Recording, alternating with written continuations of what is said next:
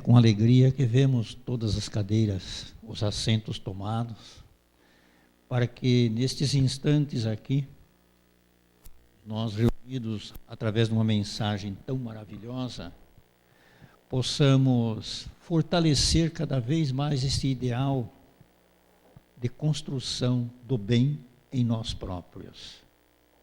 Queridos irmãos, percebemos quanta necessidade estamos sentindo de sentir a união em relação a todos, de sentirmos a segurança em cada próximo que enxergamos.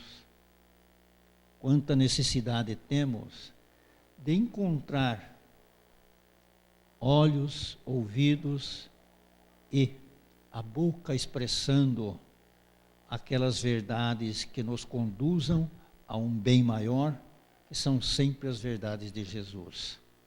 Estejamos nestes instantes aqui dentro, reunidos, pensando com nossa mente a nível mais elevado possível. É por isto todas essas mensagens, preparando o nosso espírito, porque a espiritualidade trabalhadora de Jesus, para ter acesso em nós, precisa que nossa mente esteja receptiva, aberta e livre de todas as implicações que o decorrer do dia a dia nos impõe, nos aprisionamos, e encontramos tanta dificuldade para viver aquela expressão tão simples, o amor. Quando aprendermos isto, estaremos com certeza vivendo a alegria, a paz e a felicidade que desejamos. Também a segurança, não é? Vamos à mensagem que todos receberam. Semeadura. Pede-nos que praticássemos um cristianismo mais amplo, que ultrapasse as fronteiras espíritas, invadindo com amor, compreensão e tolerância as delimitações de outras crenças. A divisa cristã deve, pode e precisa superar todos os antagonismos que superam as religiões que emanam do Evangelho.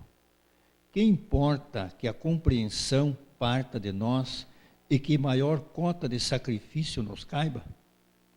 Se queremos mostrar maior elevação, temos que ceder nos pormenores para triunfarmos no essencial.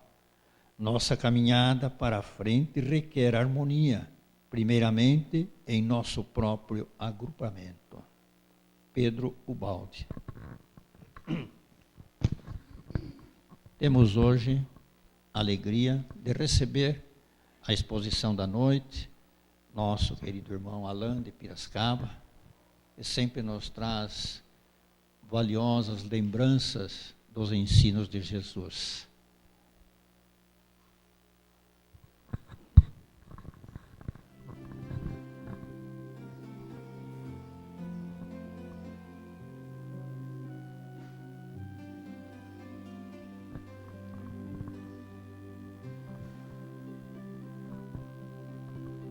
Podemos sentir a paz e a harmonia deste ambiente, porque este ambiente, o anfitrião,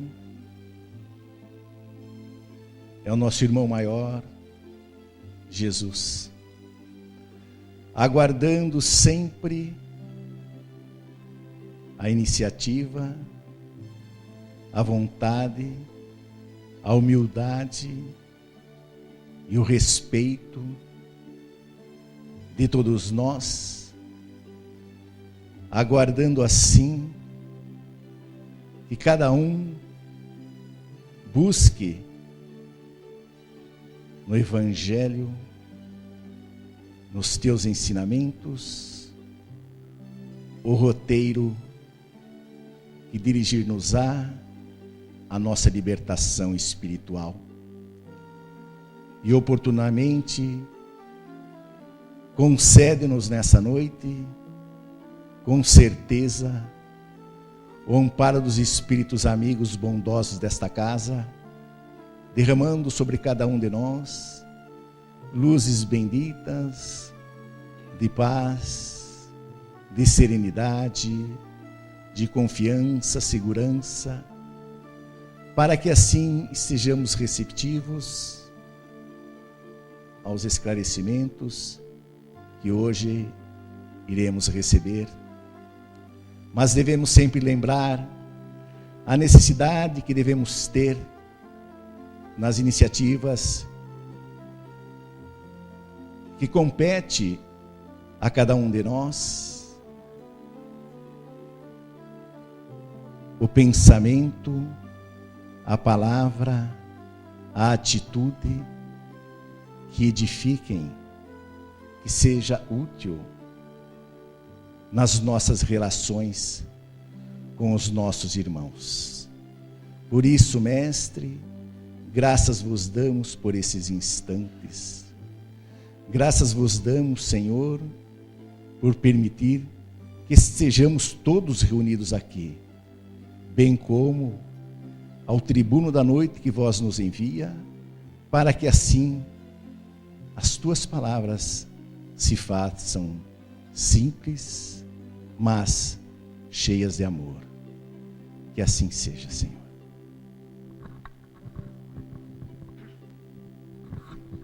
Alan, a palavra é sua. Você vai usar lá?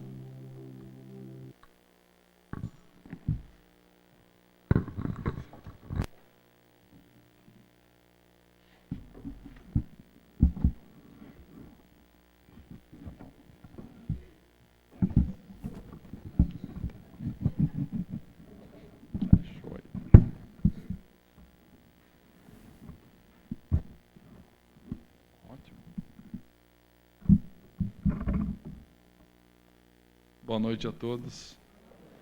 É uma alegria estar aqui com vocês. E pensa que ser comprido tem só vantagem, tem umas desvantagens, atrapalha todo mundo. Então tem que subir o microfone, vira o microfone, mas a gente dá um jeito, né, Soler? Muito bem. Hoje nós separamos um assunto para a gente conversar, que é sobre o tempo e a unidade divina. O tempo e a unidade divina. São assuntos, às vezes, meio complicados da gente falar, dos dois. E eu resolvi juntar os dois. Então fica mais complicado um pouquinho. Aí, como o meu amigo Luiz, na sua prece, pediu palavras simples para o orador, vamos contar com a ajuda do plano espiritual para que as palavras simples assim aconteçam. Muito bem. O que é o tempo? É só um relógio marcando hora? É só um movimento? O que é? É o passar dos dias? Uma sucessão de dias somente? O que é o tempo? O tempo faz parte da nossa dimensão como uma variável. Isso foi descoberto há poucos anos atrás, principalmente por Einstein. Até então, nós tínhamos uma dúvida muito grande sobre o que seria o tempo, e ainda continuamos tendo.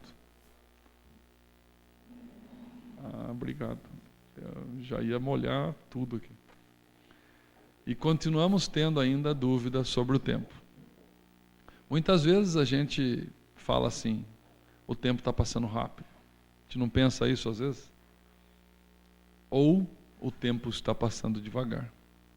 Mas se o relógio está funcionando certinho, o tempo é igual, tanto no dia que você acha que está passando rápido, quanto no dia que está passando lentamente. O que muda? Muda a nossa percepção em relação ao tempo. Diz que se nós fôssemos trancados numa sala branca, inteiramente branca, sem nada em movimento, nós teríamos muita dificuldade em alguns dias depois, em ter noção de tempo. Então nós percebemos o tempo através dos diversos movimentos. E assim o homem, desde o começo dos tempos, começou a tentar entender o que esse tempo significava na sua transformação, na sua modificação pessoal. Conhecedores do tempo que somos, poderíamos falar que tudo é previsível ou imprevisível? Hoje nós colocamos um relógio e falamos assim, eu tenho a hora certinha. Está aqui no meu relógio. E eu estou sem, mas tudo bem. Está aqui a hora certinha. Então, eu sei que daqui a 1 hora vai aparecer uma pessoa aqui na porta para falar comigo. A gente consegue prever isso? Só se a pessoa marcou hora com a gente, né? E a gente fala assim, nossa, eu gostaria de que esse meu empreendimento aqui, esse meu negócio que eu estou fazendo, daqui a 45 dias desse certo. A gente vai fazer de tudo, vai torcer muito, mas não vai estar só na nossa mão isso dar certo. Não é assim? Então isso são as coisas imprevisíveis da nossa vida. Mas a gente sabe que amanhã, pela manhã, e aí tem a hora até precisa, já que hoje os meteorologistas calculam, numa determinada hora, acho que agora está em torno de 7, 6 e alguma coisa, o sol vai aparecer. Não é assim? Isso para nós hoje já é previsível. Nós sabemos a hora que o sol vai aparecer. E nós sabemos também a hora que ele vai desaparecer no final do dia, começando a noite, que normalmente acontece pela falta da luz do sol refletindo no céu e tudo se escurece. Estas situações naturais para nós hoje são muito previsíveis. É previsível até a chuva, não para todos nós, mas para o estudioso. Ele consegue saber, olha, vai chover. Nós estávamos nessa seca danada aí que estava quase 2 meses, e eu escutei na televisão, amanhã chove. Eu falei assim, será? Com essa seca que está, e choveu. Eu falei, nossa, olha que beleza, né? O que é a ciência começando a entender as coisas previsíveis da nossa vida. Durante muito tempo vivíamos temendo o imprevisível, as coisas que a gente não sabia o que ia acontecer. E como primeiro impulso acreditávamos que o caos regia tudo. Então, quando a gente, lá na época primitiva, não sabia que amanhã o sol surgiria novamente, eu acredito que nas primeiras vezes que a gente viu o sol sumindo, a gente achou que o mundo estava acabando. Tudo escureceu, né? E no outro dia o sol surge, aí você fala, começou o mundo outra vez? E naquele mesmo dia, no meio-dia, caiu uma tempestade tremenda que destruiu tudo, e no final da tarde o sol estava lá outra vez. Era tudo muito imprevisível. Então nós, na nossa limitação ainda de entendimento, isso nós estamos falando há alguns milhares de anos, nós poderíamos acreditar que nada era previsível, que tudo era imprevisível. E aí a gente acreditaria que o caos, o que é o caos? O caos é a desordem total, né? Que o caos reinaria, que a cada segundo, a cada minuto, a cada momento, a cada novo dia aconteceriam situações que eu não saberia explicá-las. Vocês estão acompanhando? Está fácil? Está com palavras fáceis, Luiz? Você me dá bronca aqui, hein, se não tiver. Porque esse é um assunto meio chatinho. Eu estou tentando falar de um jeito tranquilo, tá? Não ficou em dúvida, pode levantar a mão, viu? Eu não ligo, não. Alan, não entendi. A gente explica outra vez, tá? Fiquem tranquilos. Para nós, o único argumento que venceria o caos seria a força, o poder. Então, que hora que nós percebemos que nós poderíamos começar a ter a força? Quando, nesse momento, nós percebemos que nós, poderíamos, olhando para o firmamento, para os céus, e percebemos surpresos, assustados, que a ordem no universo, apesar do caos em sua vida e em tudo na natureza. Porque se o sol surge a cada manhã, e eu consigo prever isso. Se a noite surge a cada anoitecer, e eu consigo prever isso. Se a lua cheia está certinha no céu no dia que é para ela estar. A minguante, a nova e a quarta, estão todas no céu certinha naqueles dias. E eu começo a perceber que a maré do mar sobe em tal hora, desce em tal hora. E eu começo a notar isso e começo a perceber que o universo todo existe uma ordem que eu só estou anotando por enquanto, Ainda não compreendo por que acontecem as coisas, mas eu percebo ainda com os olhos, né? Não existiam esses grandes telescópios que a gente consegue ver à distância. Mas observando a gente conseguia entender que as coisas tinham uma ordem.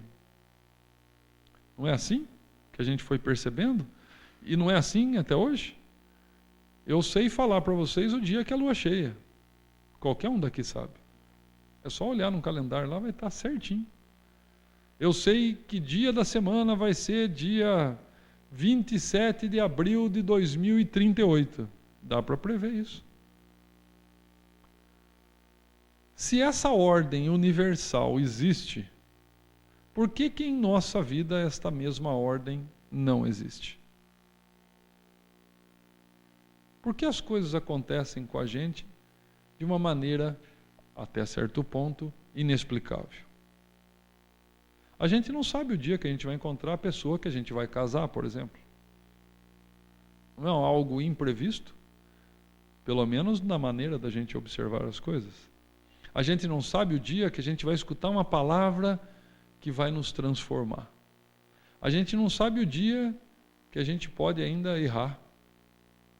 Às vezes uma vida inteira dedicada ao bem, ao próximo, pode ser perdida no último dia, numa atitude tresloucada, absurda da nossa parte. Não é assim?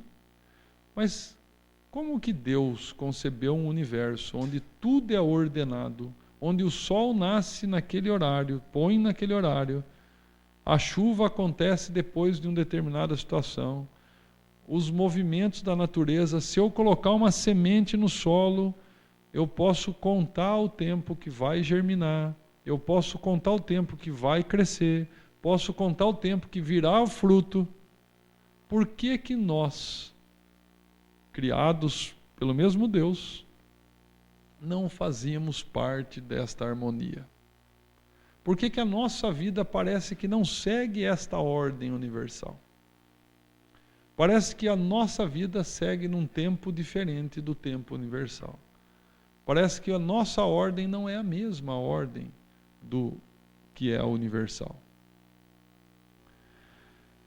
A rotação dos planetas, quem pudesse prever os ciclos dos corpos nesse momento, né, dos corpos celestes, possuiria um conhecimento superior. Então, na China antiga, no Egito antigo, no Oriente, no Ocidente, começaram a surgir pessoas que começaram a dominar o conhecimento da movimentação dos astros celestes, dos acontecimentos da natureza.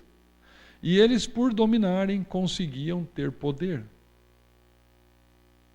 Porque num lugar que o caos parecia reinar, ele falava, amanhã vai chover. E chovia. A pessoa falava assim, nossa, mas ele... E foi Deus que me falou que amanhã vai chover.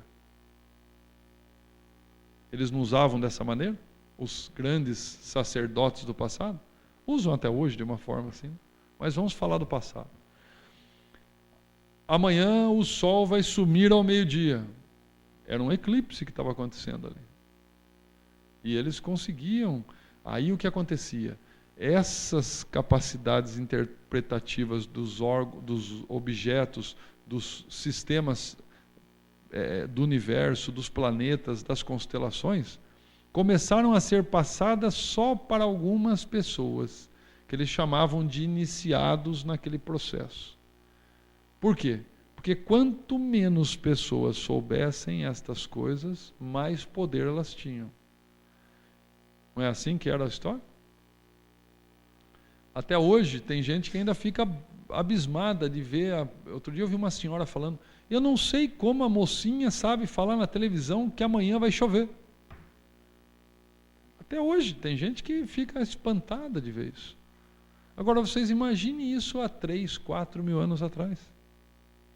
Alguém que previsse, amanhã vai chover, amanhã o sol some ao meio-dia, ele teria um poder tremendo.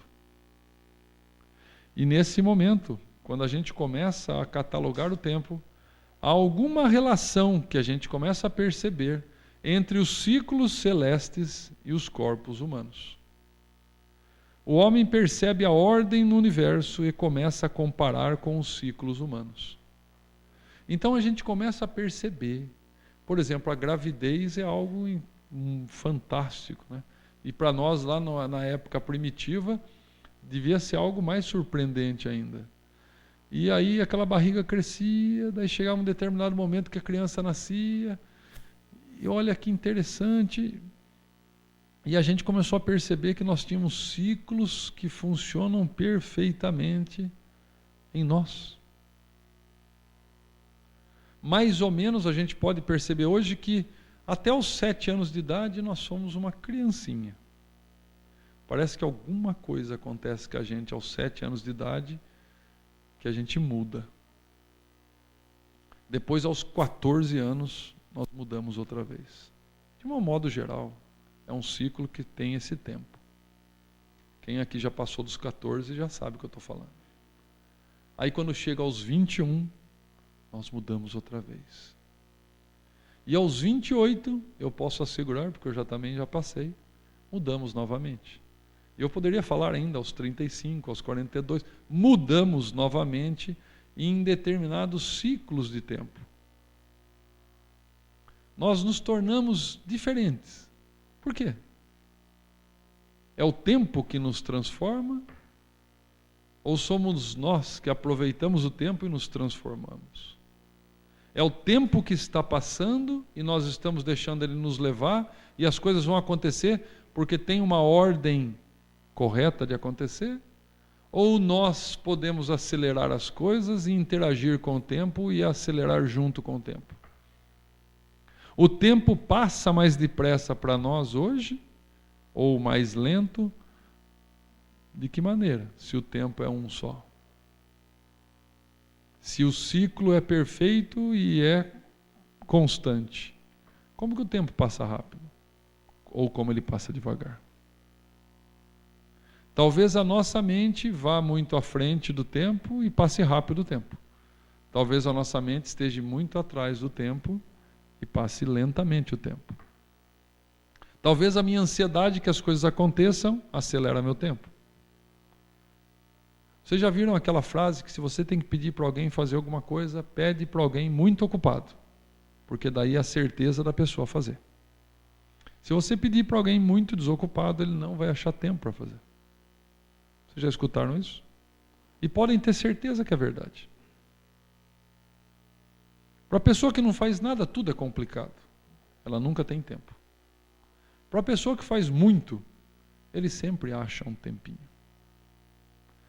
Agora, como que a gente brinca com o tempo dessa maneira se o tempo é determinado? Ou será que não é determinado? Ou será que a imprevisibilidade acontece na nossa vida e ainda pode acontecer coisas que a gente nem imagina? Como nós interagimos com o tempo? Como nós estamos entendendo o tempo da nossa vida? O que estamos fazendo do tempo que estamos aqui convivendo neste planeta? Nessa hora, que a gente começa a adorar a natureza, pois nisso encontrávamos a ordem, e na ordem encontrávamos o poder, nascem as religiões. As religiões nascem com uma tentativa de explicar esses acontecimentos previsíveis. E como eles não tinham, os antigos sacerdotes, explicação para tudo, eles se inventavam de explicar até o imprevisível. Eles queriam ordenar o caos reinante em nossa mente. E com o poder que eles tinham, falando assim, mas eu sei o que vai acontecer amanhã com o tempo, eu sei o que vai acontecer com as plantas, com o solo, então eu também sei o que vai acontecer com você. E assim nós fomos cedendo a esse poder e as religiões foram tomando forma. Mas nesse momento também surge uma outra ideia, uma ideia muito interessante. Há uma única lei que rege o universo. E aí vocês vão pensar junto comigo. Como a gente pode acreditar que há um único Deus? Uma única lei? Se não fosse assim, o sol não amanheceria no dia certo e na hora certa todos os dias. Imaginem que fossem duas forças querendo brigar pelo planeta Terra. Uma queria fazer ela rodar para um lado, a outra para o outro. E para onde ela ia? Talvez nem fosse, né? Se as forças fossem parecidas. Aquela previsibilidade do tempo, a gente não poderia mais concordar. Existem, segundo alguns cientistas, mais astros, mais planetas, asteroides nos céus do que grãos de areia em nossas praias. Como estes astros nos céus andam em perfeita harmonia?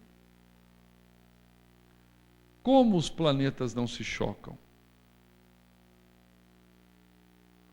Porque existe uma única força. Algumas pessoas podem imaginar que hoje uma mulher, normalmente, quando está grávida, perto de ter o nenê, as pessoas já falam assim, olha, vai mudar a lua tal dia. Vai nascer nesse dia. E não acontece mesmo? Será que a lua interfere no nascimento natural de uma criança? A não ser que seja uma cesariana, que daí está dia marcado. Tal. Mas no parto natural, é na mudança da lua. Por que a maré subindo muda alguma coisa na minha vida? Porque a lua interfere na maré? Mas tudo numa ordem.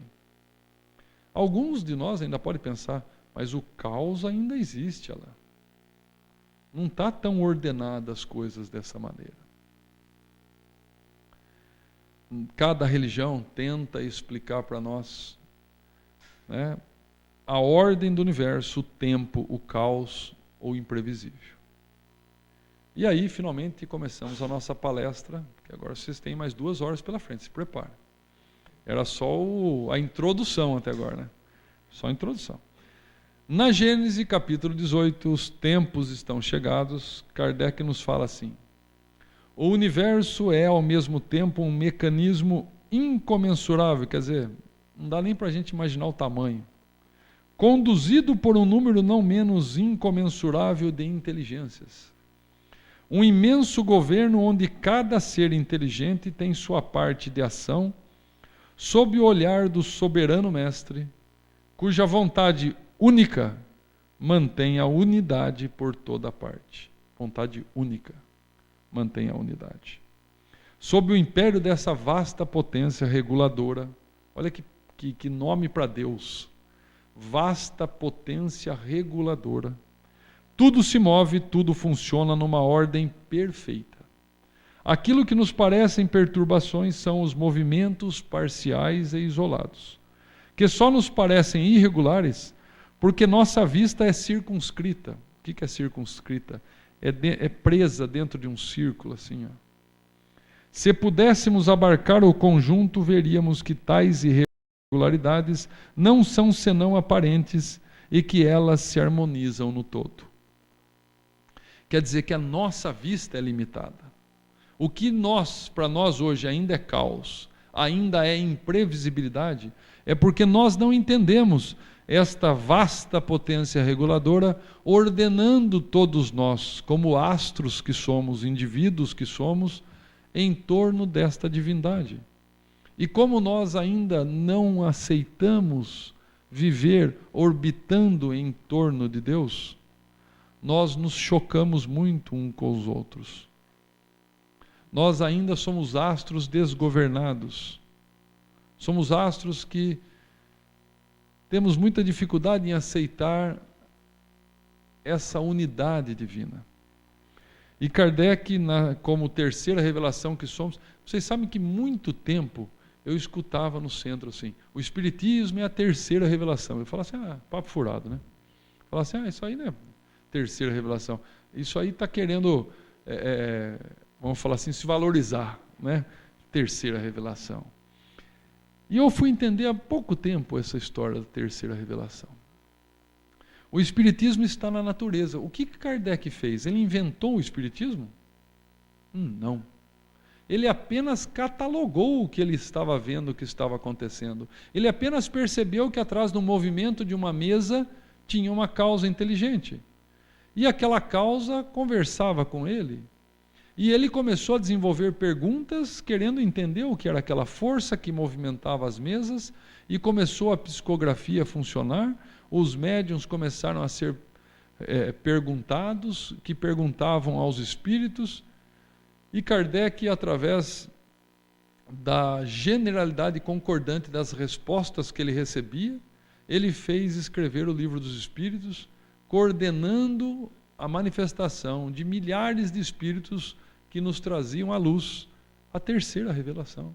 Aí sim, se ela é de ordem natural, se ela não foi criada pela cabeça de um homem só, e não foi, Kardec deixou claro, ele nunca quis esse mérito para ele. Ele só foi a pessoa que escreveu, que organizou.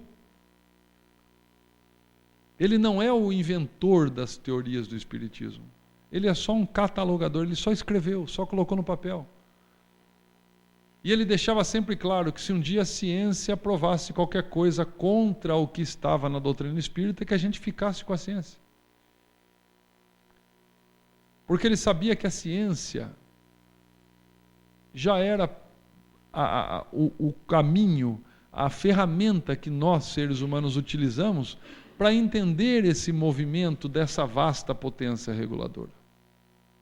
Por isso que o Espiritismo é essa terceira revelação, surgida em 1857 na França. Apresentou-se como ciência de observação do fenômeno mediúnico natural. Ciência de observação.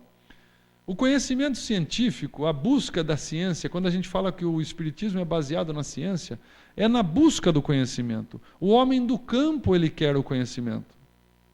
Ele quer o conhecimento para as coisas que ele trabalha, para as coisas que ele atua. Nós queremos o conhecimento. Todos os seres humanos querem o conhecimento, é a busca desse conhecimento. O Espiritismo não quer se colocar como uma ciência dentro do campo das ciências exatas. É mais uma ciência de pesquisa, só isso. Mas da pesquisa das coisas naturais, dos fenômenos naturais. E doutrina filosófica de cunho eminentemente moral, que reconhece no Evangelho de Jesus o código mais perfeito de ética, capaz de levar os homens à obtenção das metas de espiritualização e vivência fraternal. Esse é o nosso Espiritismo. No Pão Nosso, de Emmanuel, é um livrinho fantástico que eu recomendo todo mundo ter em casa. Na questão número 105, ele começa da seguinte maneira. Observação primordial chama esse texto. E Jesus respondeu-lhe, o primeiro de todos os mandamentos é, ouve, ó Israel, o Senhor é nosso Deus, o Senhor é um só. Isso está em Marcos, capítulo 12, versículo 29. E Emmanuel nos explica essa passagem da seguinte maneira poética, como sempre. Replicando ao escriba que o interpelou com relação ao primeiro de todos os mandamentos, Jesus precede o artigo inicial do decálogo de observação original que merece destacada. Antes de todos os programas de Moisés, das revelações dos profetas e de suas próprias bênçãos redentoras no Evangelho, o Mestre coloca uma declaração enérgica de princípios, conclamando todos os espíritos ao plano da unidade substancial. Quer dizer, Jesus ficou de lado com o seu próprio trabalho, falando que, antes de mais nada, Deus era um. E ele é mais um filho, é o nosso irmão mais velho, só isso.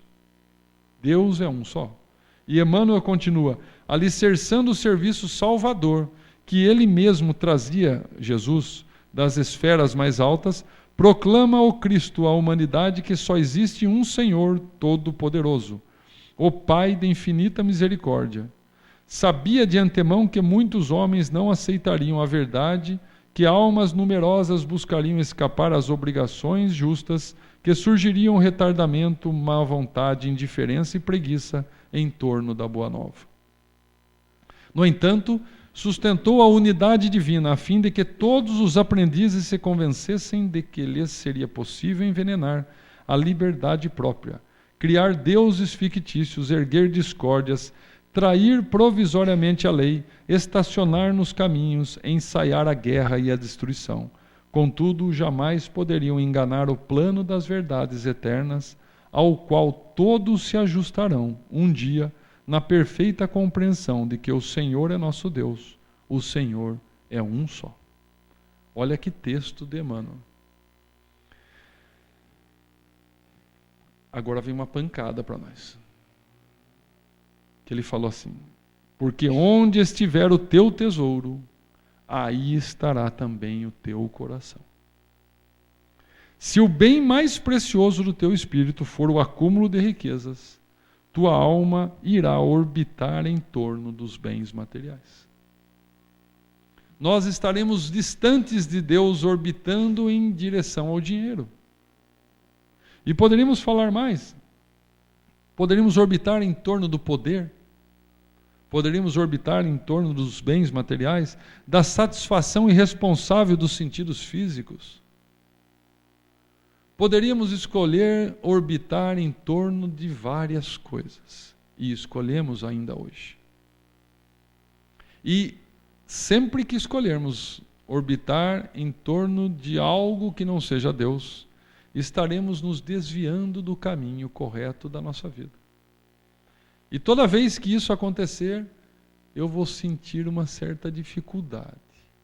Eu vou estar em volta da riqueza, meu coração está no poder, na ambição, nos prazeres dos sentidos, e parece que vai estar faltando alguma coisa na minha vida. Parece que alguma coisa não vai estar certa. E às vezes eu passo uma vida inteira sem perceber isso. E nas sessões de desobsessão no centro espírita, a gente recebe espíritos em quantidades, em dezenas, centenas, justamente ainda perdidos, porque não encontraram Deus durante a encarnação. Orbitaram em direção ao astro que não era o astro correto. Só existe um Deus. O dinheiro não é nosso Deus. O poder não é um Deus. A satisfação dos sentidos não é Deus. Nós devemos orbitar em direção ao único Deus. Nascemos para orbitar em torno de Deus. Esse é o nosso propósito. É isso que nós estamos fazendo aqui. Desta forma, orbitamos em torno de Deus, tal qual os astros, planetas, acontecimentos da natureza, etc. Só há um que unifica tudo. E como seres humanos, em toda a nossa diversidade, nosso maior desafio é acreditar e viver esta realidade. Muitos de nós vão eleger outros deuses na vida. E como a nossa visão é circunscrita, é pequena, nós às vezes vamos morrer achando que estávamos corretos. Quando chegamos no plano espiritual, alguém fala para nós: Alain, você de novo aqui. Errou tudo igual, meu amigo. Pela 25ª vez. Erra diferente, meu querido. Por favor. Para com esse erro. Você não entendeu ainda. E aí você, envergonhado, vai falar assim: não entendi. Me dá outra chance. E nessa bondade divina ele vai falar: claro que eu te dou. Mas dessa vez, por favor, não falhe. E cá estamos tentando mais uma vez acertar. Não é fácil. Nós duvidamos disso. Nós não acreditamos nessa realidade. Ficamos pulando que nem foguetes para todo lado e esquecemos que o nosso sol é Deus. Que é através dessa fonte de energia, desse sol que é milhares, bilhões de vezes mais quente e iluminado que o nosso sol, e esquecemos que Ele é o nosso propósito. É só um Deus.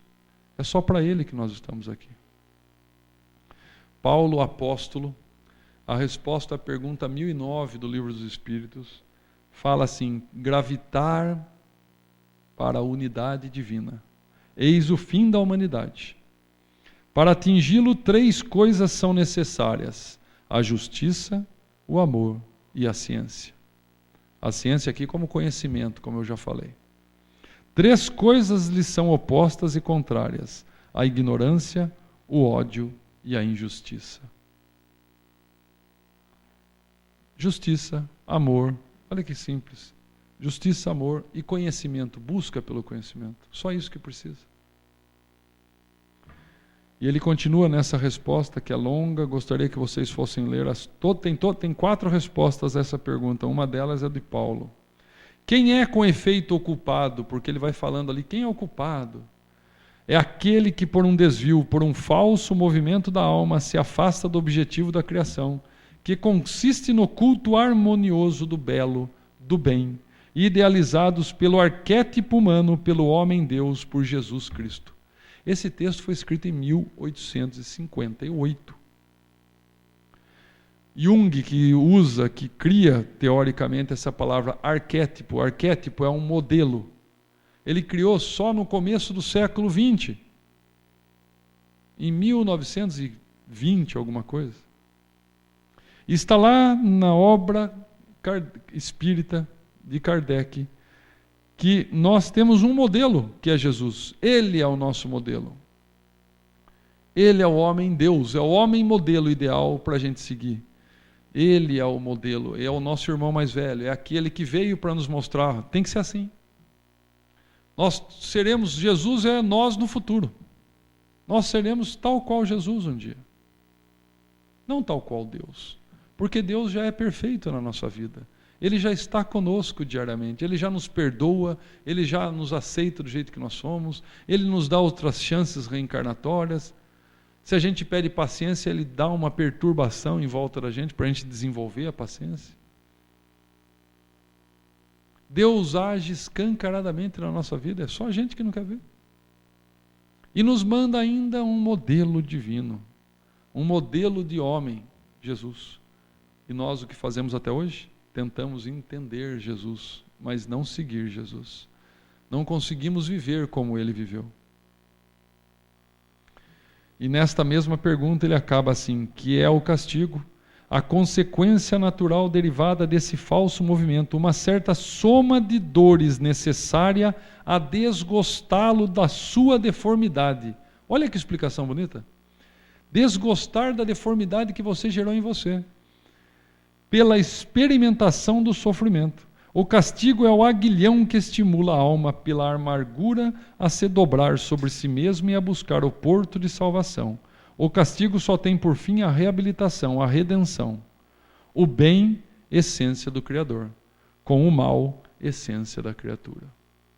Quando ainda achamos que estamos desviados, que ainda o caos impera em nossa vida, é porque nós não estamos orbitando em direção a Deus. Allan Kardec nos fala que nós também estamos sujeitos a um ciclo. Nascer, viver, morrer, renascer ainda e progredir sempre. É a lei. É o ciclo nosso. É o ciclo igual ao ciclo da lua que surge a cada momento, igual ao ciclo do sol. O nosso é esse. Se nós aceitarmos que estamos presentes ou somos participantes destes ciclos em nossa vida, nós começamos a entender um ao outro, nós começamos a aceitar as dificuldades do outro, porque elas estão em mim também. Eu começo a compreender as pessoas e eu começo a orbitar nesse momento, porque eu preciso de amor, de justiça e de conhecimento em direção a Deus. E eu estou aí no caminho, em orbitar em Deus. Esse é o caminho. É simples.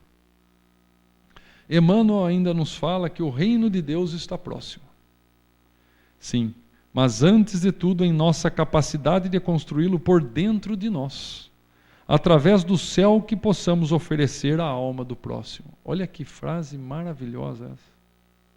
Está tudo na nossa doutrina, hein? Atendamos ao cumprimento do dever que a vida nos atribui, colaborando quanto possível pela vitória do bem, a atender o amor que o Mestre nos legou, e alcançaremos, com a urgência possível, o clima celestial para nós e para os outros. Emmanuel ainda nos fala que é por isso que Jesus igualmente foi positivo e justo quando afirmou: quando se vos disser o reino de Deus permanece ali ou acolá, não acrediteis, porque em verdade o reino de Deus está dentro de vós. Podemos muitas vezes ter o tempo como aliado, mas o que não deveríamos fazer é esperar que ele sirva como um anestésico que apenas diminua as consequências daquilo que permitimos que acontecesse. Faça do tempo um aliado, mas não faça dele um cúmplice. Um ser que morre, uma folha que cai, um mundo que desaparece, não são, nas harmonias eternas, mais que um silêncio necessário a um ritmo que não conhecemos ainda. Isso está lá no prefácio de Parnaso de Além Túmulo, o primeiro livro psicografado por Chico Xavier. Prefácio esse escrito por Mário Quintão, que foi presidente da Federação Espírita Brasileira, que teve um trabalho fantástico. E sejamos dóceis à ação de Deus em nossa vida, compreendendo que o tempo de Deus muitas vezes não é igual ao nosso tempo, mas o mesmo tempo pode ser um grande aliado. Que a gente não acredite que esse tempo que nós aprendemos a medir, que nós aprendemos a controlar, que nós aprendemos a colocar num relógio, num calendário, é o tempo de Deus. Esse é um tempo de ciclos aos quais nós estamos sujeitos. Mas nós estamos num processo, como Kardec nos deixa bem claro, de nascer, viver, morrer e renascer ainda. É uma lei. Não é algo que eu posso escolher fazer ou não. É uma lei.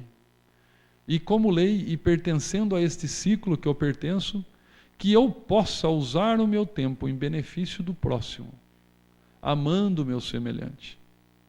Que eu possa adquirir conhecimentos para ainda amar melhor. E que eu possa ser justo comigo e com o meu semelhante em todas as ocasiões da minha vida. Obrigado pela atenção de vocês e até a próxima.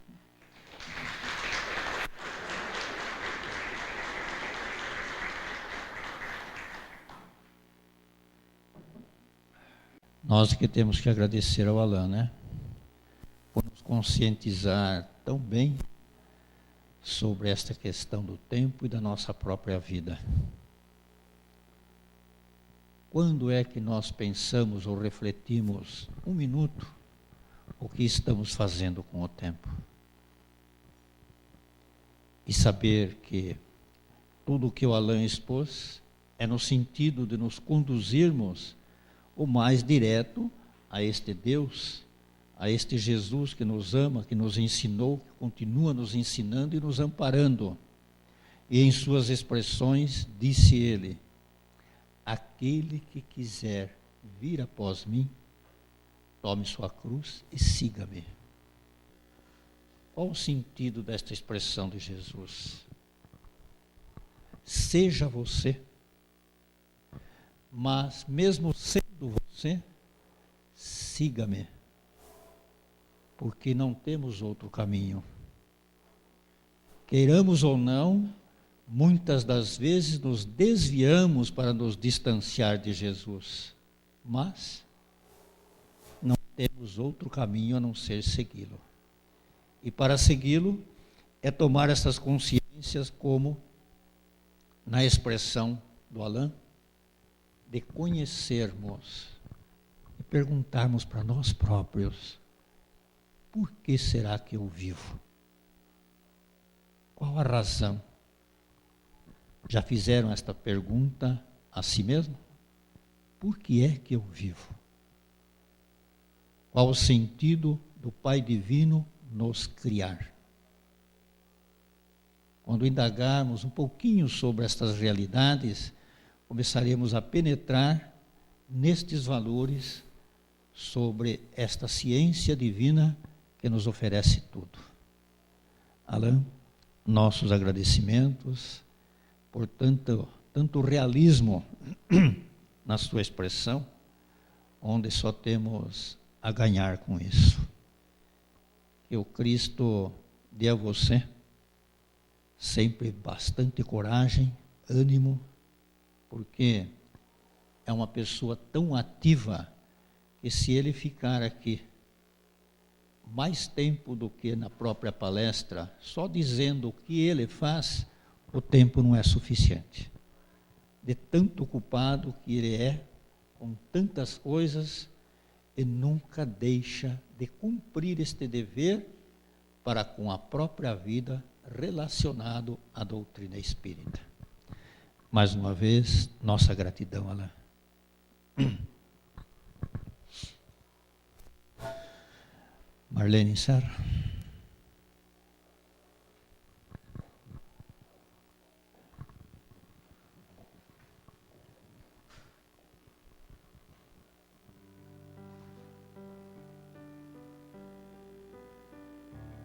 Vamos então fechar os nossos olhos, vamos nos elevar até Deus, nosso Pai, a Jesus, nosso mestre amigo que aqui esteve, trazendo todas estas verdades para que pudéssemos caminhar de volta ao Pai. Pai, de infinita bondade e amor, criaste-nos para que pudéssemos vencer a nós próprios, para que pudéssemos caminhar dentro das tuas verdades, compreendendo que só o amor nos conduzirá. Por isso, todos nós que aqui estamos, todos nós que ouvimos nesta noite estas verdades, estes ensinamentos, que possamos, dentro de nós, compreendemos que a luta se faz, que temos que vencer as nossas fraquezas, as nossas compreensões, amar o nosso próximo como a nós próprios, compreender que só através do nosso próximo é que nós chegaremos até vós. Obrigado, Pai, por estes instantes tão valiosos para os nossos espíritos. Obrigada por podermos estar aqui e que esta paz e que este amor que nos envolve neste instante possa ser levado até os nossos lares, aos hospitais, às creches, aos orfanatos, aos jovens, Senhor. Protege os nossos jovens para que eles possam ser os homens de amanhã. Obrigada, obrigada por tudo e que assim seja.